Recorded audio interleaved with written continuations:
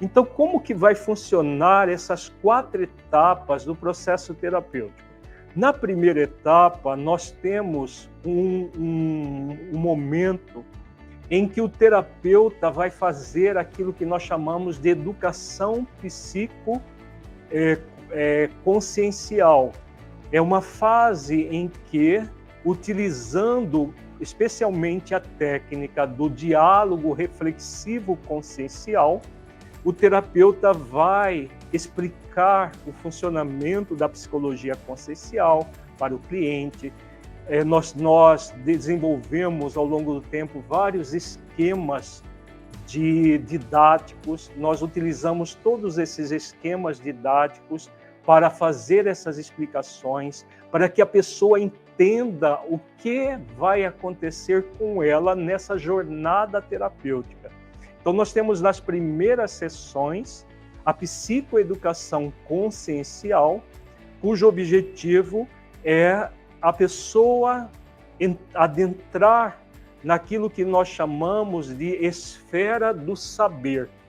Porque todo problema humano, ele provém da ignorância. Existem 3 níveis de ignorância. A ignorância do não saber a verdade, a ignorância do não sentir a verdade e a ignorância do não vivenciar a verdade. Na primeira etapa da terapia, do método Plenitude Humana de terapia, o que nós fazemos? Nós vamos informar o nosso cliente acerca da verdade, de como funciona o psiquismo humano. Toda a teoria da psicologia consciencial é baseada em pesquisas científicas, mas ela tem uma conotação espiritual muito profunda.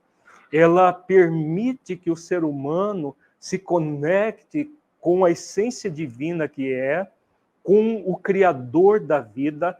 Nós temos 4 princípios dentro da psicologia consciencial que é passado nessa primeira fase da terapia, que é a fase da psicoeducação consciencial. Os 4 princípios o primeiro princípio, a existência de um arquétipo primordial, que as religiões chamam de Deus. Há esse arquétipo, esse criador do universo, que criou todo o nosso universo por amor e para manifestar o seu amor no universo. Todos os seres, todas as criaturas são emanações do amor de Deus. Esse é o primeiro princípio da psicologia consciencial. O segundo princípio, que todos nós, seres humanos, somos seres espirituais, somos espíritos imortais, tendo uma experiência corpórea, uma experiência terrena, mas nós somos um ser espiritual que estamos momentaneamente no corpo. Nós não somos esse corpo que nós apalpamos. Nós ainda vivemos numa sociedade extremamente materialista que muita gente pensa que é o corpo. E quando entra num conflito, num sentimentos negativos, o que a pessoa, muita gente tem feito? Mata o corpo achando que vai matar o sofrimento. Mas o sofrimento, assim como a felicidade, como o bem-estar, não é do corpo, é do espírito que somos. Então, esse segundo parâmetro define muito bem essa realidade, a nossa realidade essencial. Nós somos um espírito imortal, momentaneamente tendo uma experiência terrena. O terceiro parâmetro é exatamente o fato de, como espíritos imortais, nós somos seres em evolução. E a evolução do ser é realizada por meio de várias existências sucessivas, existências no corpo físico, experiências fora do corpo físico, na dimensão espiritual e retorno ao corpo físico. E qual que é o objetivo da existência corporal? O objetivo da existência corporal é exatamente cada vez mais nós cumprirmos o código moral de leis que trazemos na nossa consciência, desenvolvendo as virtudes.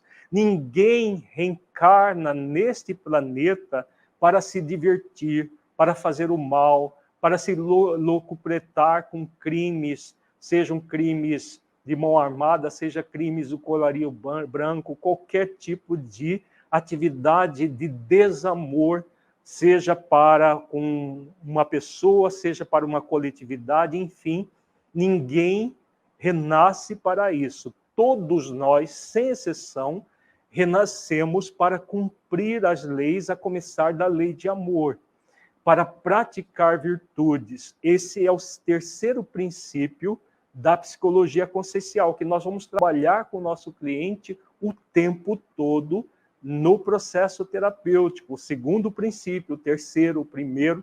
E o quarto princípio é a referência, o modelo. Todo ser humano precisa de modelos. Como nós somos seres em evolução, nós precisamos muito de modelos, de referências. E o maior modelo, segundo a psicologia consciencial, é Jesus Cristo, o arquétipo do ser consciencial. Ele é o arquétipo do ser consciencial e o grande objetivo de Jesus para a humanidade inteira, para cristãos e não cristãos, enfim, para qualquer pessoa deste planeta, é o exemplo de virtudes. A nossa ideia é a ideia que Gandhi, o grande pensador, o grande líder hindu da Índia, ele dizia que ele conhecia um Cristo que os cristãos não conheciam. Gandhi estudava o Evangelho, apesar de ser hinduísta, de uma outra religião oriental, que não vê Jesus como o líder religioso, ele era muito mais cristão que muitos cristãos. Porque aqueles que se diziam cristãos, que eram os ingleses massacravam os indianos, que eram muçulmanos ou hinduístas. E muitas vezes até por questões religiosas, questões econômicas, e Gandhi, ele dizia isso, que ele conhecia um Cristo que os cristãos não conheciam. Por quê? Porque Jesus Cristo, ele é o modelo para a humanidade inteira. Quem adentra na essência dos ensinamentos do Cristo vai se conectar com esse homem que foi um exemplo de virtudes.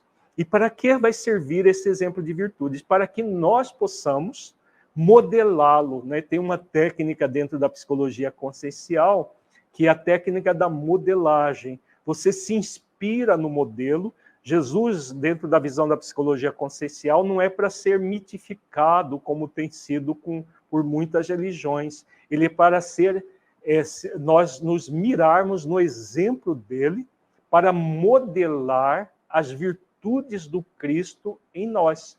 Então, quando nós trazemos, por exemplo, um ensinamento do Cristo para o setting terapêutico, e é dos instrumentos da psicologia consciencial, é a psicologia dos símbolos do Evangelho, nosso objetivo não é fazer uma pregação religiosa. O nosso objetivo é mergulhar nas orientações do Cristo para que nós desenvolvamos virtudes. Então, nessa primeira fase do processo terapêutico, nós vamos passar essas informações para o nosso cliente, de acordo com o nível de interesse dele, de acordo com as necessidades dele. Nós vamos fazer todos os esforços para que ele possa se informar sobre a verdade. A partir do momento que ele está informado sobre a verdade, o que vamos fazer? Nós vamos levar o cliente para a segunda fase do processo terapêutico. Na primeira fase, nós temos várias técnicas que utilizamos para auxiliar o nosso cliente a esse entendimento. Tem a técnica do diálogo reflexivo consciencial, que nós refletimos toda uma teoria. temos esquemas didáticos de vários tipos para o terapeuta orientar o seu cliente, e temos algumas técnicas que são feitas em estado usual de consciência, não em estado modificado de consciência, porque a maior parte das técnicas da psicologia consciencial são em estados modificados de consciência, que se consegue a partir de relaxamento. Mas na primeira fase nós não usamos técnicas em estado modificado de consciência. Utilizamos técnicas reflexivas, em que a pessoa vai refletindo sobre a sua vida e formulando uma nova versão do seu ser.